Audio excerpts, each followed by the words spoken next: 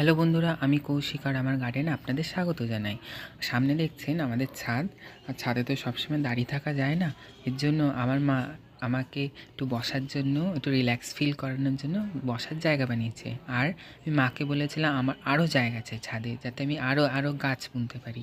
তাই জন্য আমার মা দেখুন কি সুন্দর আমার জন্য গাছের জায়গা বানিয়ে দিয়েছে। আর সামনে দেখুন আমার ছোট্ট গার্ডেন। এটা আস্তে আস্তে আমি আরও করেছি, আপনাদের আবার পরের ভিডিওতে দেখাবো।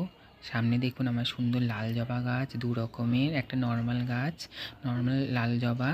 সামনে দেখুন পদ্ম গাছ, তারপর দেখুন নীলকণ্ঠ গাছ। দেখুন নীলকণ্ঠ কত ফুল দিয়েছে দেখেছেন। গাছে বেশি ফুল রাখলে জানবেন বন্ধুরা, গাছ একটু ঝিমিয়ে যেতে পারে।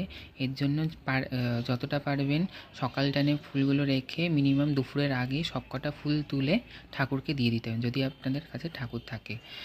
তো আমার কাছে ঠাকুর থাকে, তাই আমি নীলকণ্ঠ এত গাছে রাখি না, কারণ বীজ হয়ে গেলে গাছ আবার অসুবিধা হবে, তাই আমি সব ফুল গাছে ঠাকুরকে দিয়ে দিই। আর সামনে দেখছেন করবী গাছ, এটা আমি ডাল থেকেও তৈরি করেছি। আমার টগর গাছও ডাল থেকে তৈরি করেছি। আর দেখেছেন সামনে দেখুন, এই দেখুন একটু সরিয়ে নিই গাছটা।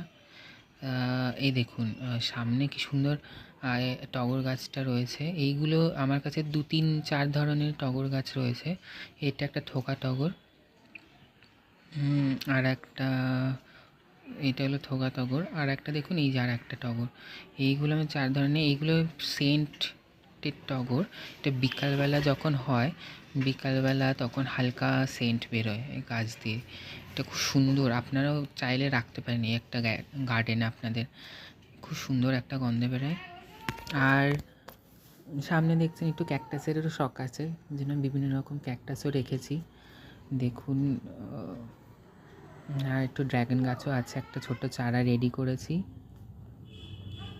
আর সামনে দেখুন নয়নতারা গাছ, কত সুন্দর নয়নতারা হয়েছে দেখেছেন। এটাও আমি রাস্তা থেকে পেয়েছিলাম, তারপর আমি নিয়ে এসে বাঁচিয়েছি।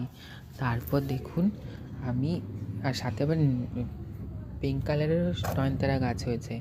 দেখুন কত ফুল দিয়েছে দেখেছেন। খালি আমি এটার মধ্যে একটু গুঁড়ো গোবর দিয়েছিলাম। আর সামনে দেখুন বিস্কুট কালারের জবা, এটাতেও কত কড়ি আর ফুল এসছে দেখেছেন। আর তারপর দেখুন এখানে রয়েছে হলো সাথে নাকচম্পা গাছ, এটা আমি মাত্র ডাল থেকে তৈরি করেছি, ফুল আসার অপেক্ষায়। দেখুন কড়ি এসে গেছে। তারপর এখানে এটারও লো মেনটেনেন্স প্ল্যান্ট বলতেই পারেন, এটা বেশি অত যত্ন লাগে না। অ্যাডিনামও সেম একই, অ্যাডিনামও এটা পিঙ্ক কালার নর্মাল, একটু বনসাই করার চেষ্টা বটে। আর দেখুন ধুতুরা গাছ, এটাও ডানার থেকে, এটা সাদা ধুতুরা।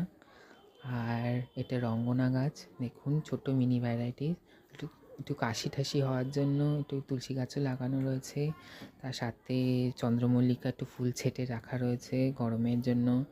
তারপর সামনে দেখুন অনেক অনেক লঙ্কা গাছ হয়েছে, অনেক সুন্দর লঙ্কা হয়েছে। আমাদের যখন ক্রাইসিস দেখা যায় একটু ফ্রিজে, তখন আমরা এখান থেকে ছোটো কয়েকটা লঙ্কা নিয়ে নিই।